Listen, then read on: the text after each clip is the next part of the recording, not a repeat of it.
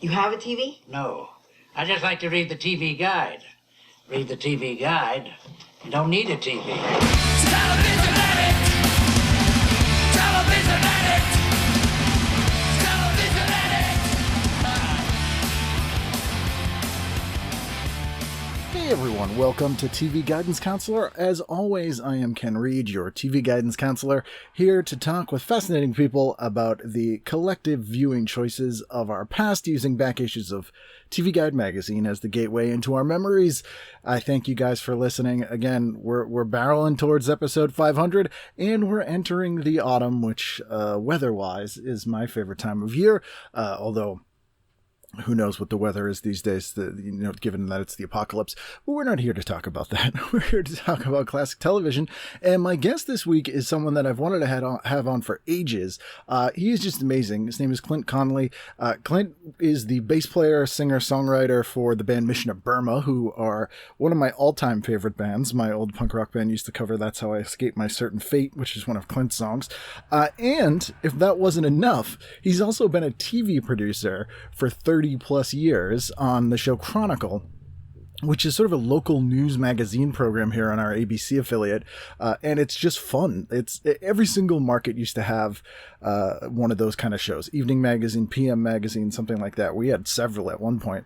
Chronicle is one of the few that still exists. It's on every night at 7:30 on Channel 5, or every night, Monday through Friday, and just does stories about New England. And it just makes me happy. I watch it every night if I can. And I've watched it since I can remember. I mean, since I was very, very small, 2-3 years old. And Clint is one of the producers of that show.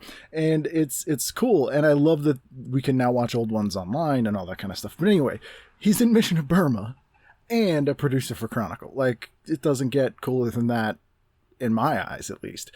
So I think you're going to love this episode. So please sit back, relax, and enjoy this week's episode of TV Guidance Counselor with my guest, the one and only Clint Conley. TV is my friend, and it has been always there for me in time of need. Clint Conley, how are you, sir? I'm good. Good to be here, Ken. Thank you so much for doing this. You're one of the people I've wanted to talk to for a long time, so I'm very excited to have you. Well, I hope I don't disappoint you, my friend. I'm sure you will not. And if you do, I just won't release it and it'll pretend it never happened. That's fine with me. Perfectly fine with me. You're sort of in the nexus of my interests between punk rock and television. And you've been producing Chronicle for 25 years? 30 years, yeah. 30 plus, really. Which is, I love that show. It's one of the few truly local shows we even still have now. Mm-hmm. And it's a local magazine show, which every single market used to have. Yeah. We've been very fortunate. I can't explain the longevity other than exceptional quality, of course. But, we're lucky to be in New England where there's just a rich variety of oddity and interesting stuff. I think if we were out there where the country gets really flat and plain and you can see forever, I'm not sure you'd be able to sustain the kind of show we do. Between all the expertise around Boston and all the variety of topographical terrain through New England, beach, mountain, pasture, et cetera, we just keep managing to find interesting people doing interesting things. That's my job, is to go out and find people doing interesting stuff. So if I'm bored with my job, it's my own damn fault. And you're not doing it correctly. Yeah, exactly. I'm supposed to be finding interesting stuff, I actually grew up outside of New York for the most part, and didn't move to Boston until I was out of college. That was late 70s. Did you go to grad school here, or was that after you moved? Yeah, I did go to grad school at BU. Okay. So I always wonder, because Boston has, and this may exist also just outside of New York, because there's similar New York and Boston, although people won't admit, have very similar mindsets. But the thing I've noticed growing up in Boston, and this also sort of equates to the stand-up scene that I'm a part of and the punk rock scene that we've both been parts of at various times, is there's sort of a mixture of the highbrow and the bonehead, sometimes in the same people. Yeah. And it's sort of best illustrated to me by all the universities we have, which is like 30% of our population, and then the sort of townies and the sort of weird levels of mixture between those two is sort of unique. We get some weird stuff from that. Yeah, I think it's been, I think it's a productive mix, actually. Yeah. When I look back, you guys were always kind of considered a little bit more highbrow, but your last show, I think Last Rites opened, right? I think, no, it was Negative FX. Negative Effects, that's right. Yeah. Who are like the most anarchic. Yeah. Yeah, it was fun. Really fun. So it worked together then. It hasn't always, but it sort of comes and goes. Do you have any theories on why you think that is? I don't know, but I mean, that was very much part of our DNA was sort of in some way artsy music, but just with furious intensity. Just the energy was really the prime force. But, always within sort of, I don't know, we were always, I don't know. Yes, I don't know. Well, we were weirdos. You call it artsy, but really it's just kind of weirdo stuff. So the music sounded weird to people, and you guys are weird, and why don't the songs do this or that, or there's nothing I can catch on to. We were weirdos, but we like to call it artsy, I think. That's the best stuff, is the weirdos, or literally the weirdos if we're talking LA punk. Yeah. But yeah, when I look at the 90s, when I was in a band, it had changed into the fact that it was like you kind of needed 5 bands on a bill that were all the same sub-genre, or else people were like, this doesn't work. It's almost like, but they're all okay. But let's dive into the guide here. We picked an issue from 1966. So we have July 30th to August 5th, 1966. And whenever we look at these, especially the older they are, the more I try to put sort of context and intent in them, because there's a lot of, I guess the word would be problematic content sometimes. But this one has just an amazingly sexist cover where it's... Oh, yeah. Johnny Carson, I guess he must have just gotten the Tonight Show, I'm thinking. No, he had been on for a while then. Was it a while by 66? And the headline isn't specifically about the Tonight Show. It is, "Darling, Your Claws Are Showing, a look at lady guests off camera." Yeah, that's a pretty horrendous cover, isn't it? So it's, and then as soon as we get into the issue, like the first thing that caught my eye is action stills of Betty Davis slapping somebody. Yeah, it's definitely of its time, isn't it? Betty Davis fascinates me in that she's ridiculously Boston-y, and grew up in, I think, Lynn or Lowell. Is that right? And until I knew that, like when I found that out, I was like, oh yeah, that makes perfect sense. Yeah. But man, seeing her slap somebody is a hell of a thing. So how far outside New York were you? Were you going into Manhattan at all, or? No, in 66, I would have been 10 years old, and 10 turning 11. And in 6th grade, we were living outside of New York in suburbs. At that point, I was in New Jersey and just about to move to Connecticut. So, I had a father that commuted into the city. And so I was a suburban kid, suburban New York. But even then, like around 66 is when it started to shift. But New York was, and I talk about this on the show a lot, that was the hub of TV production before everything moved to LA in like the early to mid 60s. Yeah. And in fact, my father was in TV. Oh, really? What did he do? He was, on the business end of broadcasting. He was in sales and then ended up being in the corporate stuff. He was at ABC for a while. So from time to time, we'd go in and I'd go to TV shows, sit in the audience somewhere, or at sporting events. We were always working our way up to the booth and saying hello to the broadcasters or something like that. It was wonderful. It was awesome. It was magical. It was great. It was very privileged. Do you have any specific show memories or ones that stick out? Well, the very first band I saw live may have been Tommy James and the Shondells on Cousin Brucey's TV show. Cousin Brucey was a big, legendary disc jockey in New York. And he had a TV show for a little while. So I think that may have been the first concert I went to, band I saw, I should say. I'm sure they were lip syncing. Because that's always my question. And you've answered it way more than I ever thought you had. And it's because I didn't know your dad worked in TV, but people who grew up outside of New York, like how aware were you of stuff happening there? And a lot of people had no idea this television was being produced pretty close to them, but you clearly did, which is kind of incredible. It was cool. It was excellent. It was awesome. I mean, at that time too, I think Zachary hosted a teen, like a American Bandstand type show too. I think so. Although I didn't see that in the, but maybe I wasn't looking in the Saturday afternoon. Maybe that's when it would have been Saturday morning. I think it was after school or Saturday afternoon. There's also a thing about young John Davidson in here. Well, I didn't see the headline or the picture. I just saw a paragraph saying this member of the new rock and roll generation or something like that. And I read a little bit more, trying to task myself with figuring out who they were talking about. I had no idea.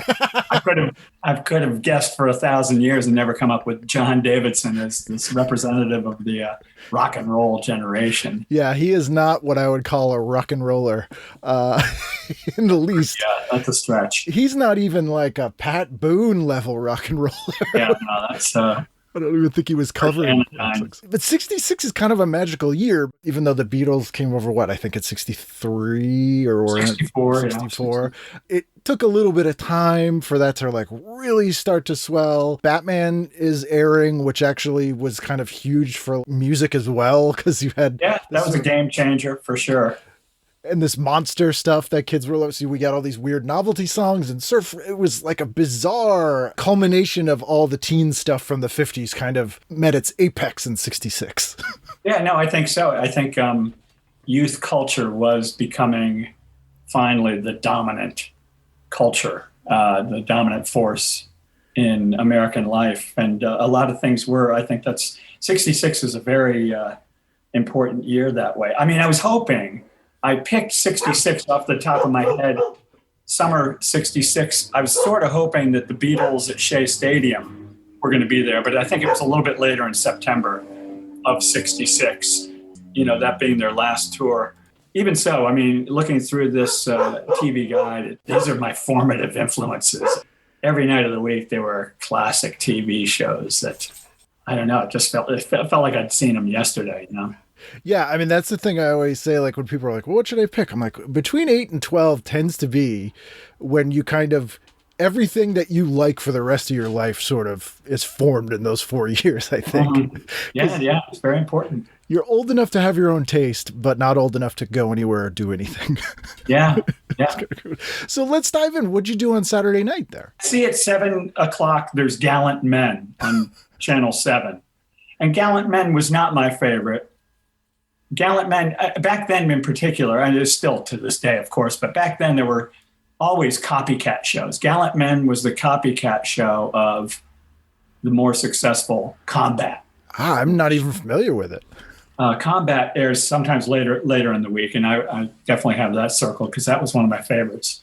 But yeah, Gallant Men, I don't see any familiar names in that. I don't either. Yeah, it's usually fun to see like people who were guest starring or doing like a one-off role being big stars later. Every once in a while you see Jack Nicholson or something. I mean, right. Let's see. So yeah, Gallant Men at 7. And so that's one of these World War II type shows. I think even in the 60s, that was like 20 years later, but we were still living in the penumbra of the romance of the good war. I mean, it was like Korea never happened. Oh yeah, Korea, right. All our shows are going to be about World War II because that was pure. I mean, we had pure evil and we were pure good. Right. It was pretty clear cut.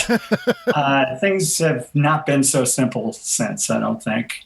But that was very much part of that. And so the glorification of war. Which the amazing thing is, especially for that episode, if you look what's on ABC at the same time, it's ABC Scope Vietnam Report. Yeah, exactly. So you're literally getting that. You couldn't get two more different war situations presented differently. Yeah, I noticed that. There were a lot more documentaries in primetime News operations were really going great guns. Of course, we're talking about a 10-year-old's taste. So Right.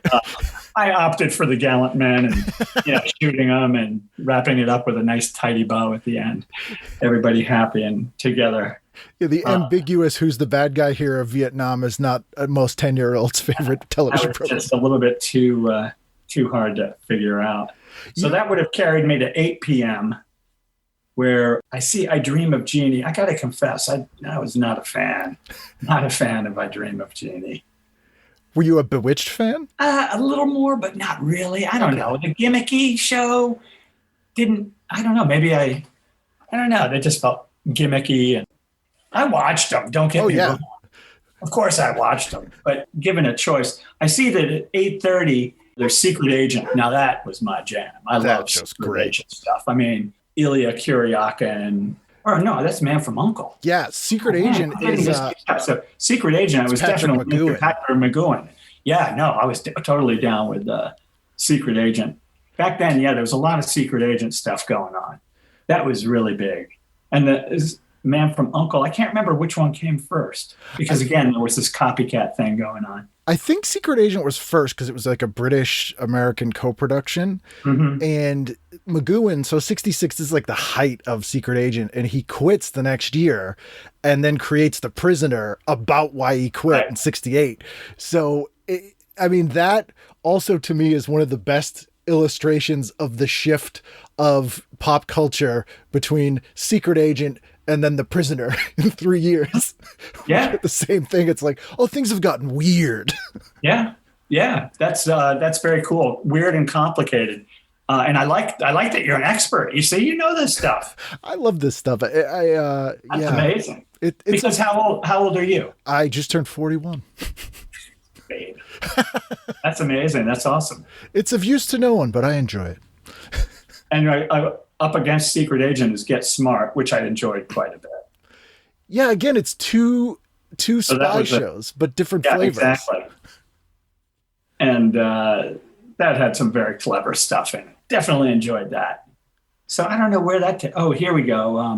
I see at 9:30 there's Hollywood Palace. So in 6th grade, I would comb all the variety shows looking for the rock bands because I was just obsessed. Obsessed with the Beatles, obsessed with the Kinks, obsessed with the Animals, obsessed with the Beach Boys, obsessed with Young Young Rascals, the Rascals. And the Little Rascals. Yeah, and the Little Rascals. I never lost my love for the Little Rascals. God, I love the Little Rascals. But there were all these variety shows, and they'd always put in one of the new sound for the kids. So Hollywood Palace.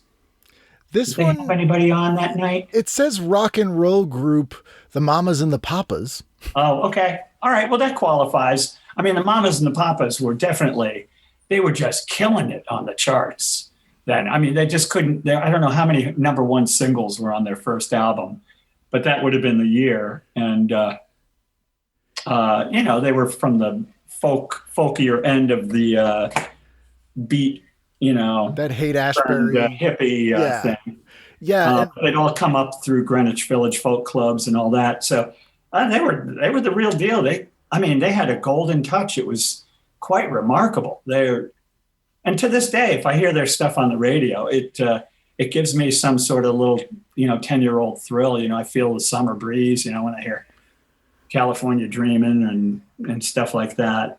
So, that was fun. But you used to have to sit through all these crappy Borscht Belt, plate spinners. And this one has Czechoslovakian acrobats. Literally, that's exactly. what's on. And Sid Caesar. All right, Sid Caesar's, he could be funny, but sometimes they'd have these comedy duos that were, I saw one name when I was looking through this before. I guess it wasn't on Hollywood Palace.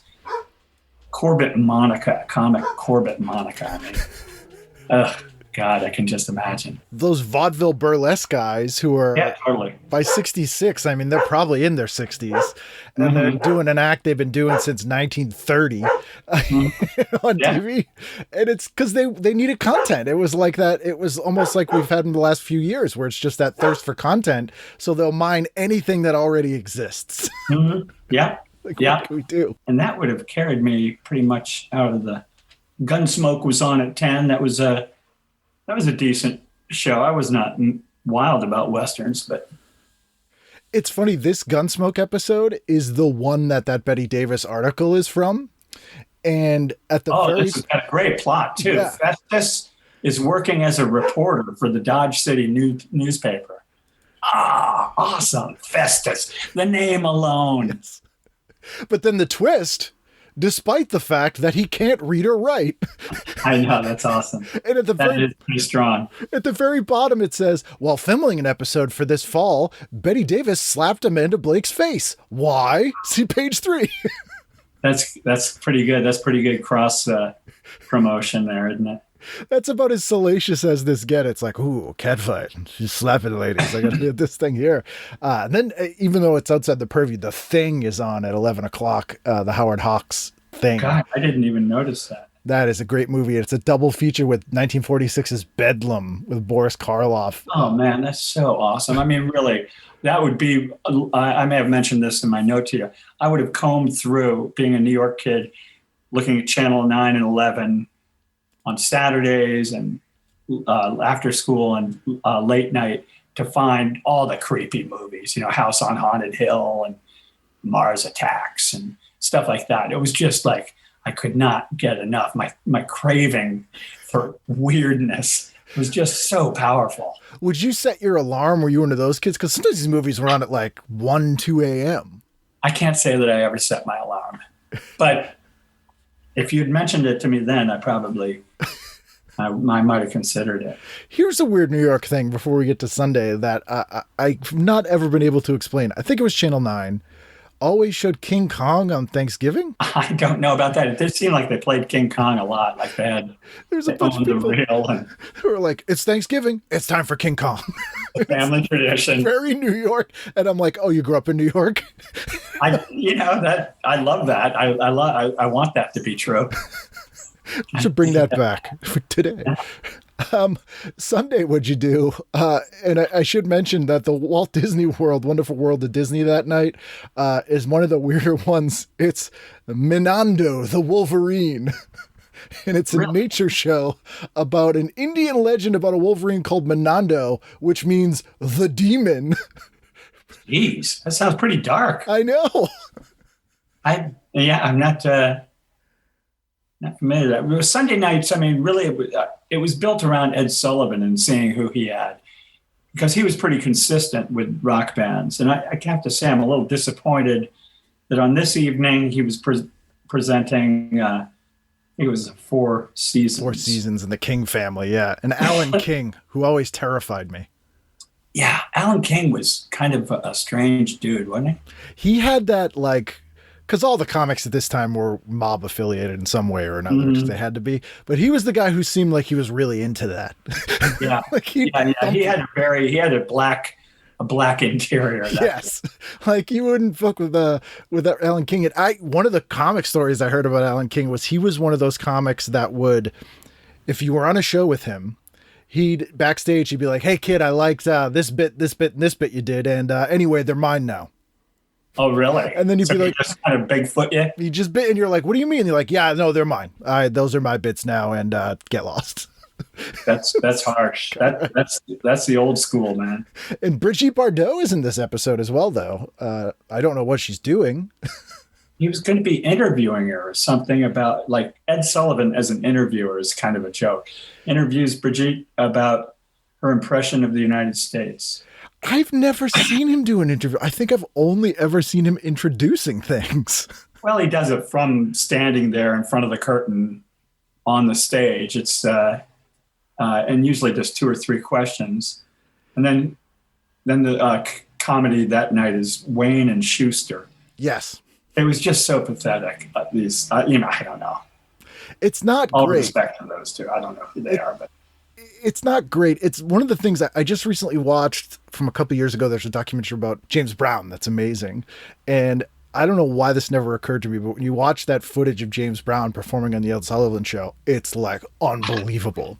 Mm-hmm. And the reason is he insisted that the Ed Sullivan house band did not play, because before that, everyone who played on the show, you had to use the house band, who were fine. But were certainly not, I mean, they're very white and very precise.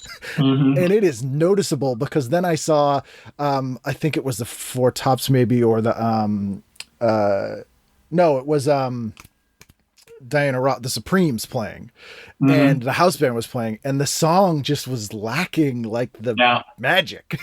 Yeah, no, I don't doubt it.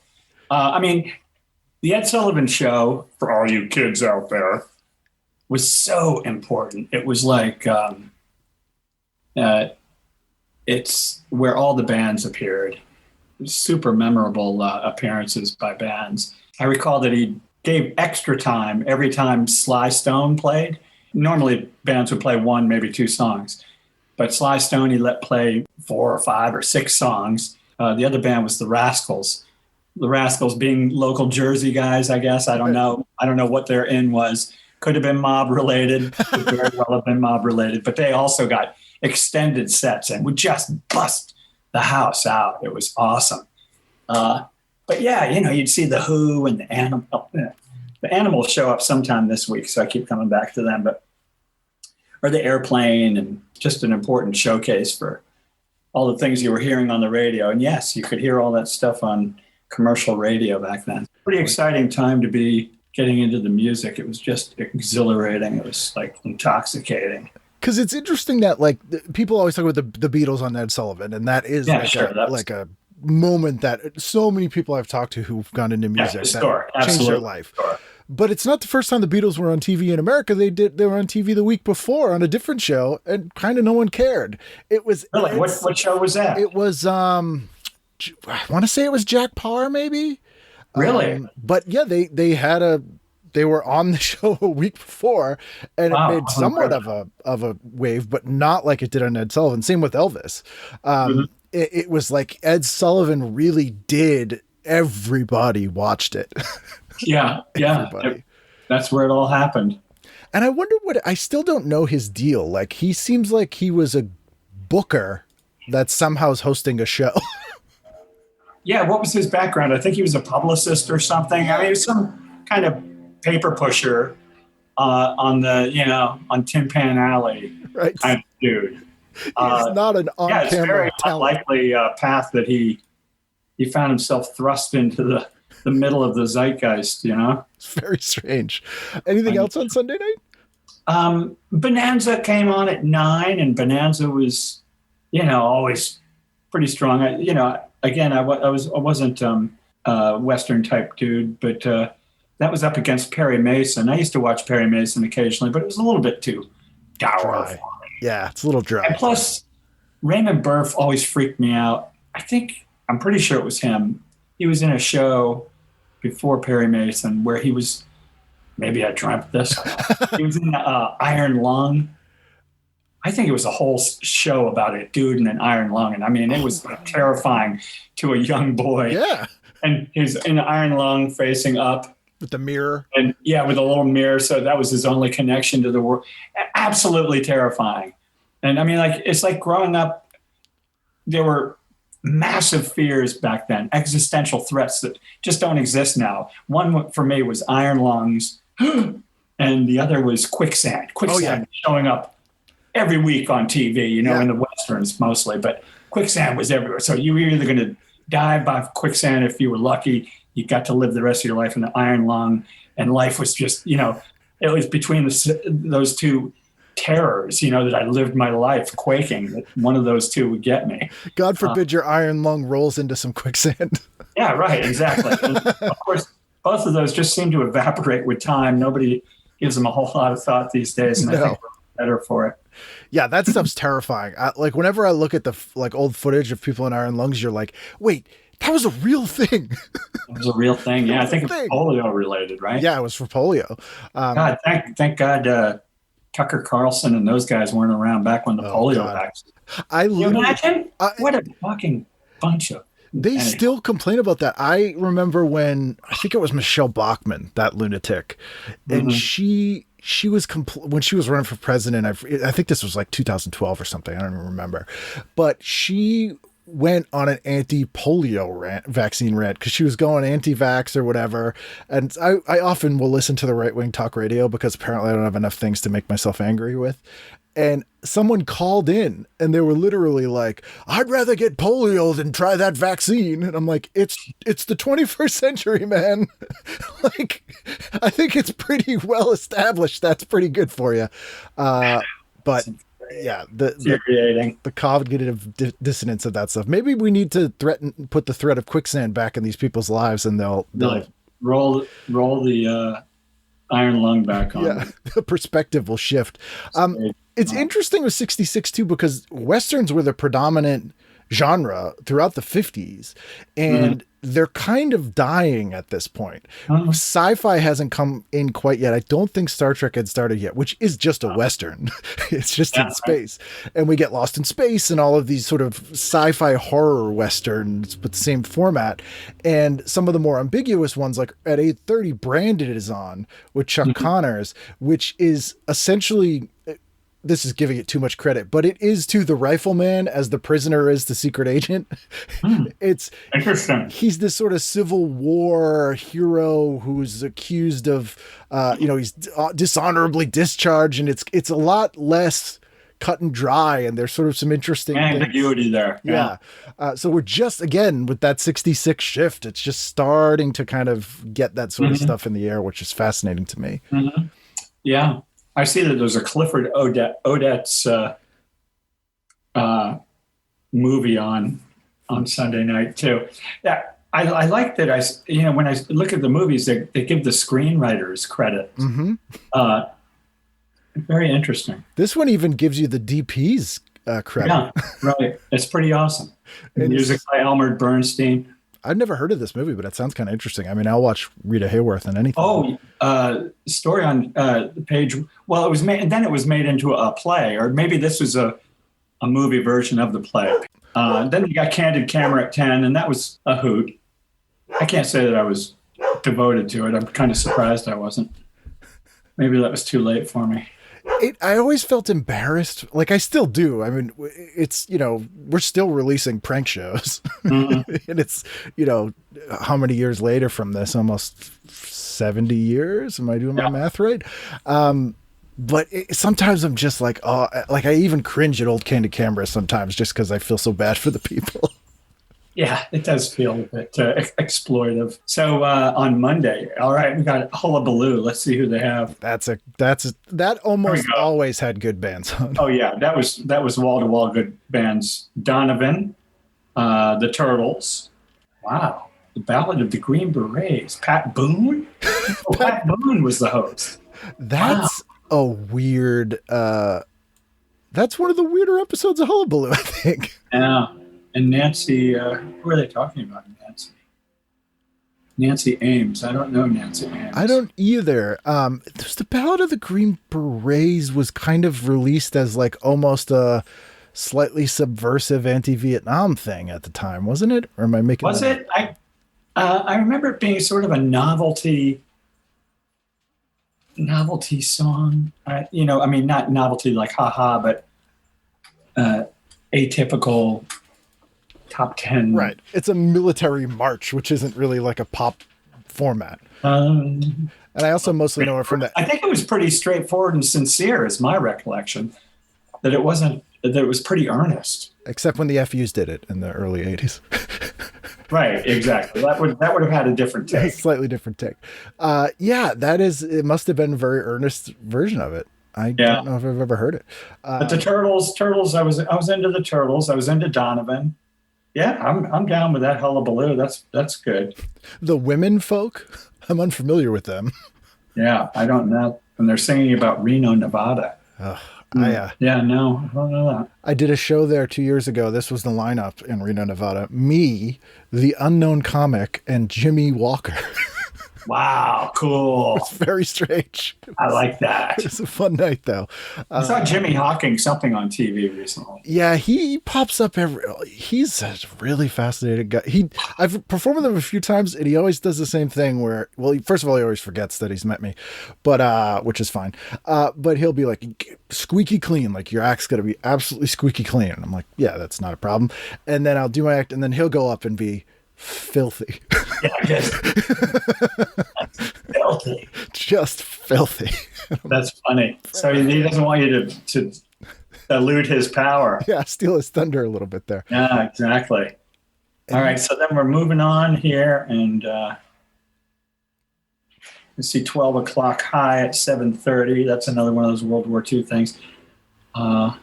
Shenandoah. I remember Shenandoah. That's another Western. I think the Western still had a pretty strong presence in primetime lineups. Oh, for sure. But it was soon to fade and never to return, really. And we're still getting those panel shows, which to me are so New York. Like, I've Got a Secret is on at 8 o'clock. And the guests are Henry Morgan, Bill Cullen, and Betsy Palmer. Yeah, Bill Cullen. I just remember the name. Big Valley also at 10 o'clock that night, which is another Western. Jesse James. Oh, John Davidson's variety show is on at 9 o'clock. Who would this young rock and roll upstart have on? This is fascinating, actually. The Everly Brothers, Richard Pryor, and George Carlin. Really? On the John Davidson variety show in 1966. That's amazing. And this would be when Pryor and Carlin were still doing their like suit and tie kind of gag stuff. They hadn't really broken out of that sort of mold yet. But yeah, right. Still, right. Yeah, they hadn't really started smoking pot and getting wiggy, growing a beard. And, yeah. But you have Pryor and Carlin on with the Everly Brothers. Yeah, that's pretty cool. That must have been a cool green room there. Well, here's the weirdest part, too. The last line is, both comedians join John in a routine about laughter. Wow, that's very meta. It really very is. Meta. That sounds like something someone would be like, I think this might have been a weird dream I had. Yeah, totally. Yeah, man, that's awesome. Now I have to see if that's up on YouTube, because I need to see how bizarre that is. Hey, look, man, maybe it's time to reevaluate our boy John Davidson. Johnny D. We were wrong about Mr. Davidson. Yeah, he was pulling it all together. Let's see what else is on that night. Yeah, Hazel. You got Talent Scouts. I don't know that one. Talent Scouts is presented by Bob Crane, the world's most amazing pervert. And this one, June Lockhart from Lost in Space sings. The Smothers Brothers are on, and Art Linkletter. That's just host Art Link. But it's presented by Bob Crane, but then it just has Art Linkletter is on, and I guess he comes out and does host things. I have no recollection of that show at all. No, not at all. The Smothers Brothers hadn't had their big breakthrough. It was soon to come.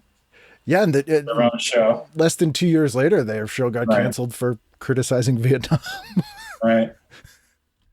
Yeah, they got a lot of attention. Yeah, they did that. They had, I think it was Pete Seeger come out and do the Big Muddy, and that was the final straw. They were like, we're replacing you with Glenn Campbell now, which is not what you want. Tuesday, where are we? Tuesday?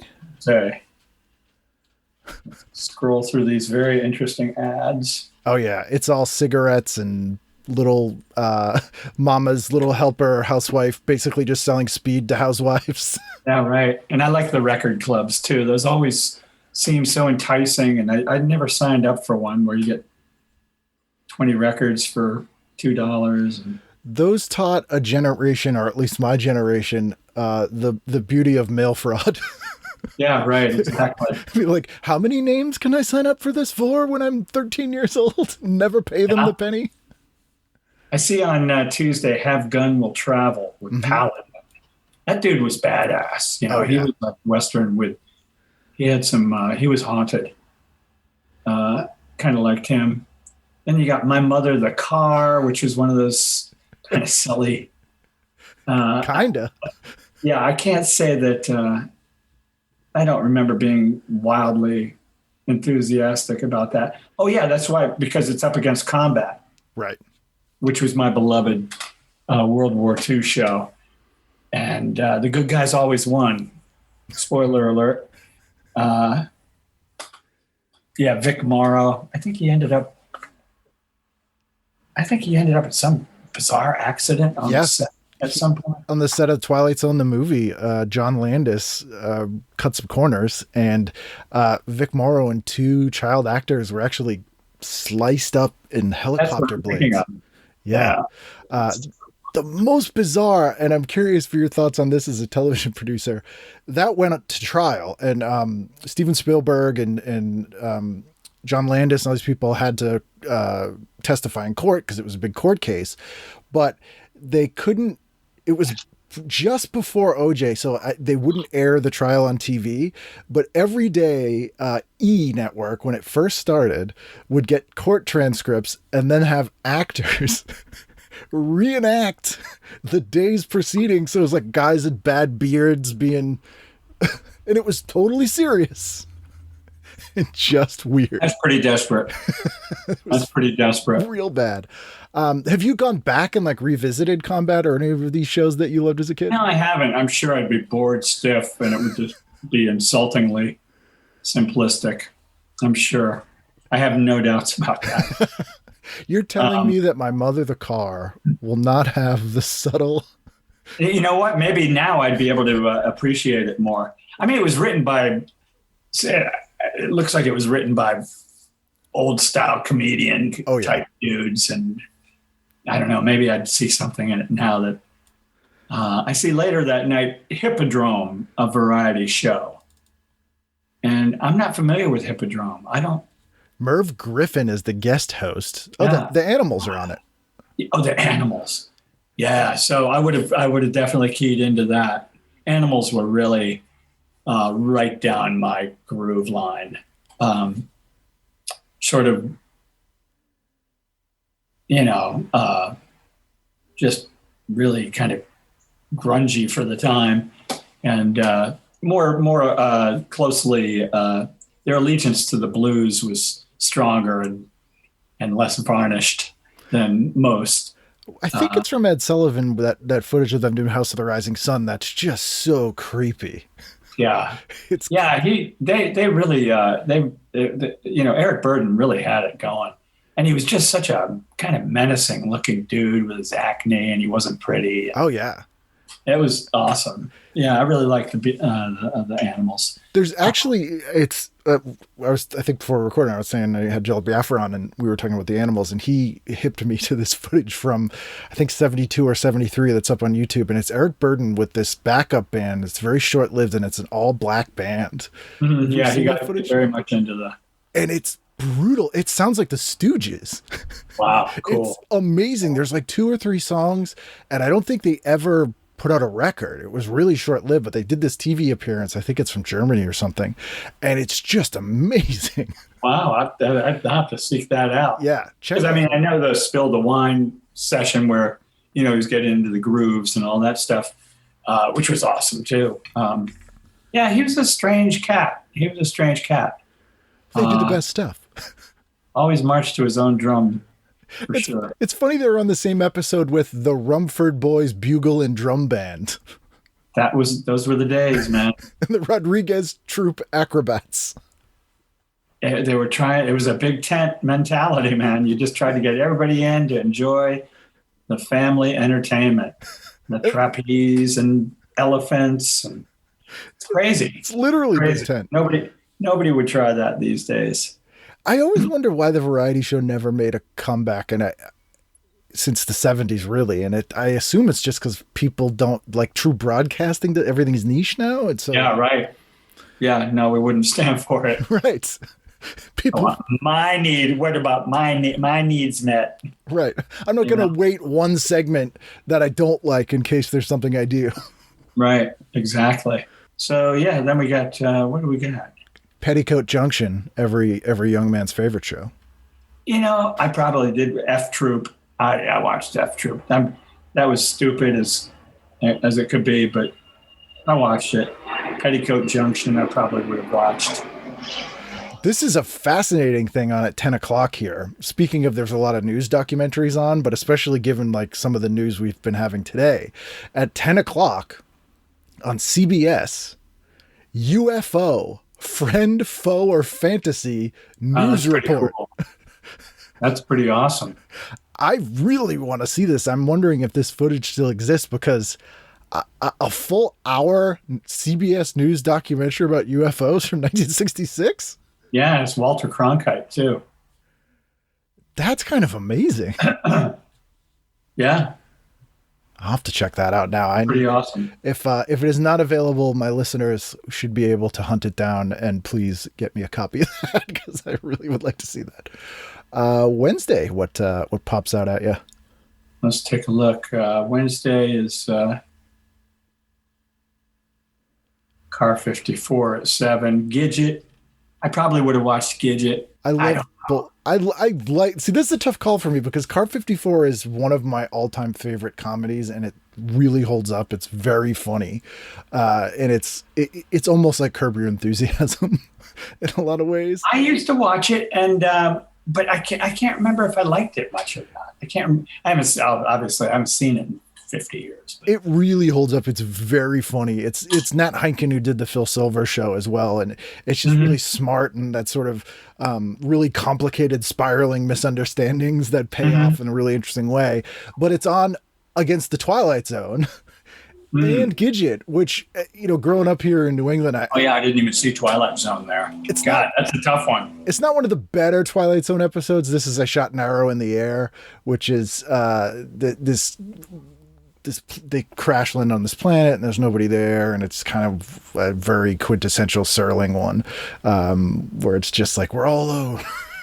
Kind of a existential experiment. That's a tough one. I mean, and to think these people didn't have DVRs or VCRs or anything. The poor folks. Do you remember the first time you encountered a VCR or had one? Yeah. Oh, yeah, I do. Because my father was in the biz, we got one kind of early on. And the first thing I recorded was Iggy Pop on an afternoon TV show with, it was a kind of a mainstream woman entertainer. Dinah Shore? Dinah Shore, yes. Yeah. Dinah Shore. It was Iggy on Dinah Shore. It was Iggy with his Sales Brothers band around Lust for Life. And Bowie was on with him. On organ. And so it was a magical thing. And there I had Iggy forever. And so I just watched that Iggy tape until it fell apart. I miss those kind of talk shows too, because I'm curious who the other guests were, probably because it would be like Iggy Pop, David Bowie, and then like Gore Vidal, and then like some soap opera actor. Right. And they'd be on the whole time together. From completely different worlds. Yeah. Yeah, I know that those days are lost, aren't they? That's pretty cool. Then we got Lost in Space at 7:30. I never liked that show. I remember having a dislike of that show. I think it was that little Billy Mooney character creature. He kind of just weirded me out or something. Especially if you'd seen him on Twilight Zone earlier, because he's the Good Life kid. I think I had seen him in that classic Twilight Zone, and I just couldn't abide by that little weirdo. And it's on opposite Batman 66, so it's like Batman. To me, that's no contest. Yeah, I was all over Batman. It was pretty awesome. And this is a Riddler, and Frank Gorshin was the only Batman villain on 66 who was kind of actually really terrifying. Yeah, Batman it just brought that whole new language and irony to primetime TV. It was kind of fresh. It was such a massiff phenomenon. It was only on for 2 seasons. Is that right? Only 2 seasons? 2 years. That was it. But wow, just huge. Outsized influence. You may appreciate this story, and I apologize to listeners who've heard this before, but a few years back I was they had me run panels and Q&As at a lot of conventions and stuff, and I was doing a convention at an abandoned JCPenney on the South Shore, and I was interviewing Mark Goddard from Lost in Space, who is kind of cantankerous old Boston guy, and Adam West was there, and they got into an argument because they still had bad blood between them because Batman and Lost in Space were on opposite each other. And I had to like calm these two old men down. That's funny. Goddard was like, our show was a real hard sci-fi show the first season, and then it got stupid because he said something, we had to make everything about that weird professor and the robot because of your show. That's so funny. It's like, oh man, gentlemen, please. I love it. I love it. So every time I see those opposite each other, that's exactly what I think. Yeah, no, that's good stuff. I love it. And then Green Acres, which again, that show I rewatch all the time. It's very funny. Is it? It's super subversive and weird. Ann Magnuson has the best term for that show ever, and she calls it surrural. So rural. I love that. And it's true. Like that show, speaking of anti-Vietnam, like they had an episode where Arnold Ziffel the pig got drafted into Vietnam. That's pretty good. I remember Arnold Ziffel. That's pretty brilliant. They were doing some weird stuff that they got away with on that show that still really shocks me. And it's Now, when was that on? That's on Wednesday? Wednesday at 9. Yep. Ah, right. There was also a running gag that they had on that show where Ava Gabor knew they were on a television show. So she could see the credits and would comment on them, and people would be like, pretty cool. what are you talking about? She's like, they're the names. There's the words. Awesome. And it was like, that's so good. what a I didn't weird realize show. that. I should dip back into these shows every once in a while. They do surprise you sometimes. Yeah, and then we got Dick Van Dyke at 9:30. I always thought he was brilliant. I was a Dick Van Dyke fan. Have you ever met anyone that you watched on TV as a kid, like either from doing band stuff or TV stuff?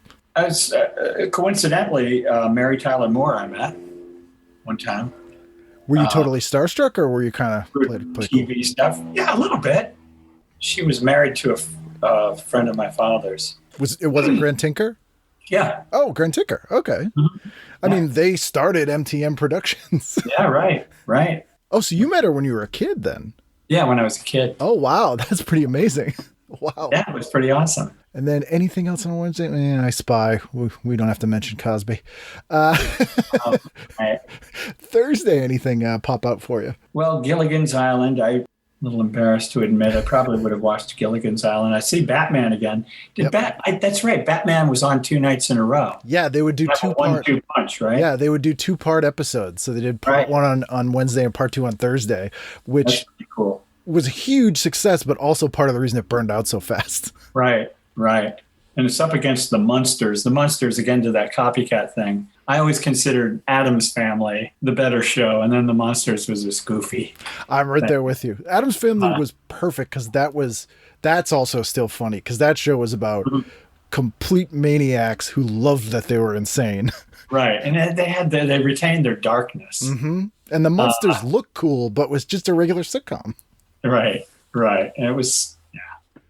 I love the Addams Family. I was never a fan of the Munsters. Part of this was my father worked at ABC, so I sometimes brought that bias into the. Was he kind of like viewing. Was he like Team Loyalty, kind of, sort of? A little bit, and the ABC show's better. I mean, in this case, not wrong. Not in this case, not wrong. Let's see. So, and then W.C. Fields is on. Wow, against Gilligan's Island. My appreciation of W.C. Fields would come later, though. This is an interesting one. He must have just died, I think, because this is W.C. Fields' Curtain Call, a tribute, which includes film clips. And of course, Steve Allen is involved because it's 1966.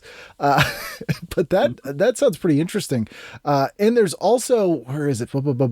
Rendition of The Man Who Broke the Bank at Monte Carlo, W.C. Fields' theme song, played by his own son. Kind of morbid. It's a little ghoulish. Maudlin. Yes. But whatever. Okay, so then you get My Three Sons. I was a sucker for these family, Father Knows Best or My Three Sons. I don't know. They were like, it was, so there's that. Fred McMurray. There was, I remember Father Knows Best. Remember one time Kitten had a beatnik boyfriend, and he was always reading books by a guy named Kafka. And that stuck in my head so that a few years later, when I was determined to be a cool cat. At age 14 or 15, I went out seeking books by Kafka because I remembered the beatnik on Father Knows Best Reddit, and so I picked up The Trial. How did you buy The Trial? Father Knows Best. Yeah, exactly. I can honestly say that's true, and I was hooked. Have you ever seen that weird movie version of The Trial? I never have. No, it's it would have to be weird if it was at all. Oh yeah, Anthony Perkins, I think I want to say, is in it. Perfect. It's Orson Welles. Orson Welles started it but didn't finish it, and it's sort of this like odd half-finished movie. Wow, it's cool to watch. That works with the theme of The Trial. Maybe it just never gets anywhere. Yeah, I mean, I don't think I've ever seen an accurate Kafka film. Yeah, I don't think there's. Yeah, I'm not sure there's. Yeah. I mean, there's been a few different shorts of Metamorphosis, but they kind of don't work. That's hard to get that tone. But again, so weird because that was probably a one-off joke by some 60-year-old writer who was like, these dumb kids read this crap. Uh-huh. You're like, that sounds pretty awesome. Because I look at, you were not in the age group that this was aimed at, but when I think back to the early 80s and all the anti-punk rock episodes like Quincy and Chips and all these shows that had these like, it was the same thing. They were basically just doing Blackboard Jungle, but with punk rockers. And Mohawks, and it had the opposite effect. It just made everyone I know at least be like, actually, that looks really cool. Yeah, totally. I want a piece of that. Yeah. Wow, this looks like a cool place. Go hang out there. If you ever seen the Quincy one, it's amazing. No, sounds good. Someone gets ice pick stabbed during a concert in the pit. And so Quincy comes in and it's like this murder. But at the end of the show, he comes out on stage at this punk rock club and gives this speech about how, we shouldn't be worshiping nihilism and this whole thing. But it's totally sincere and it's just so weird. Oh, that sounds wonderful. God. There's a lot of good stuff in there, isn't there? It's great. The Chips one, Eric Estrada is going undercover, and there's a scene where he's bouncing into the lockers in the locker room because he's practicing slam dancing. I love it. As you should do. That's awesome. And final night of the week, Friday, what'd you do? Friday, let's take a look. It was on Fridays. The Flintstones, which people forget was a primetime show. Yeah, right. I might have watched Flintstones and then segged into Hogan's Heroes. I will say Wild Wild West is massively underrated. I never watched that as a kid. It's a sci-fi show. It's basically steampunk. Right. It's spies in the Old West. This one has Richard Keel in it. This one says The Night of Whirring Death, which right there is an amazing episode title. Yeah, that sounds like a band name or an album name, doesn't it? West and Artemis are transferring a wealthy citizen's fortune to the state treasury when an explosion occurs, and the diabolical Dr. Lovelace, who engineered the blast, makes off with the money. I'm like, I'm in. Yeah, that sounds pretty good. I like that. Then we have Gomer Pyle at 9. I would have watched Gomer Pyle. I would have. I'm not ashamed to admit it. And Smothers Brothers. Oh, here they are. They had their show, I guess.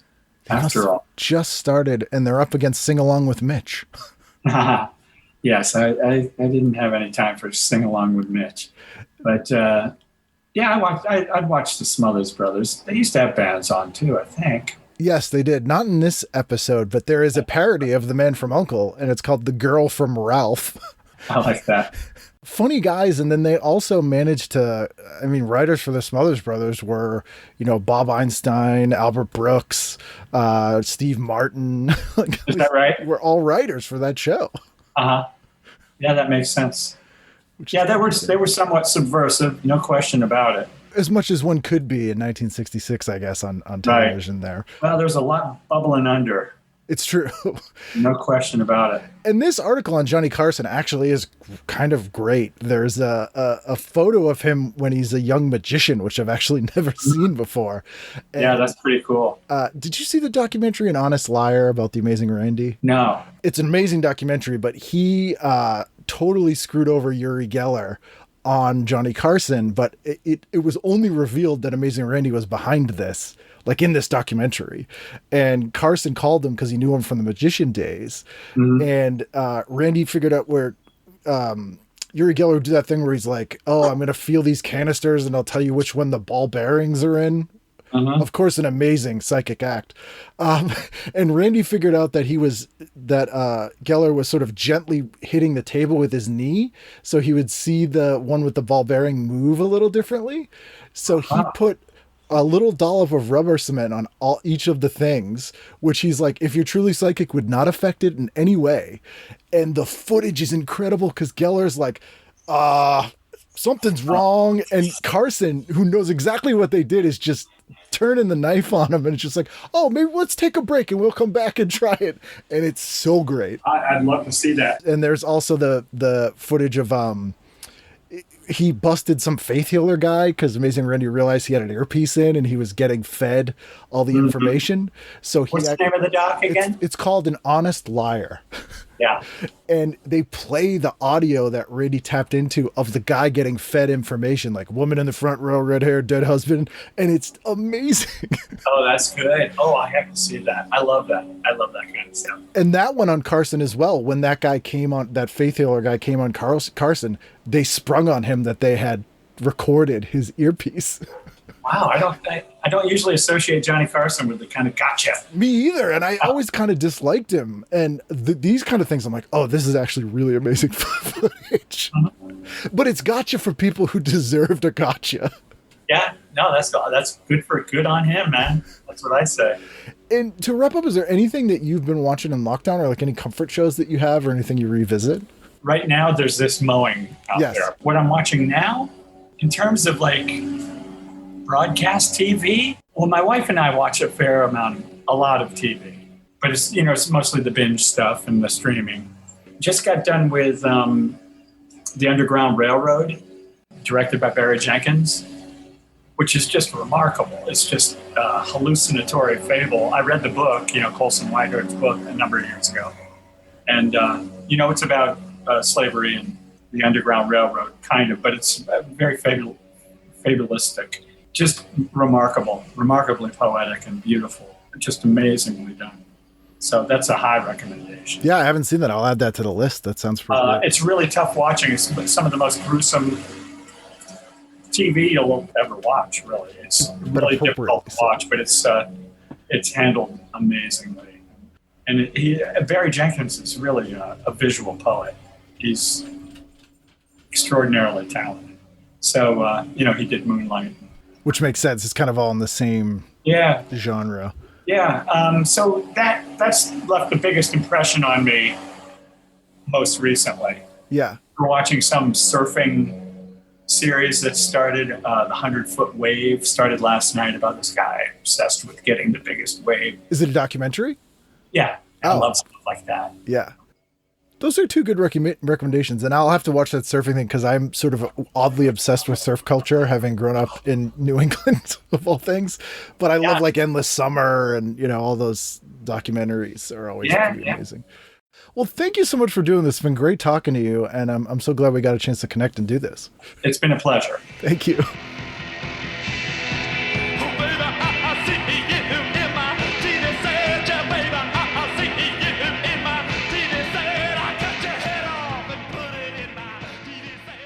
Love talking to Clint. There you go. Just amazing. Watch Chronicle. If for some reason you don't know Mission to Burma, you should change that right now. And buy their records. They are just one of the most important and incredible bands of the last 40 years. Easily. Just awesome stuff. There's also a great documentary about their return a few years ago. And you can actually see the back of my head in that documentary as I am watching them perform at the old Avalon, which is now House of Blues, I think, if it still is. I don't know. I think I haven't been into Boston in years now, since the apocalypse started. So I don't know. All the buildings might just be smoldering holes. That's another good name for a band. Smoldering Holes have a new album out called Night of Whirling Death. I'm babbling. It's what I do. But you appear to like it because you're here each and every week. And I'll be here next week to babble even more. So we'll see you again next time for a brand new edition of TV Guidance Counselor. I can't explain the longevity other than exceptional quality, of course.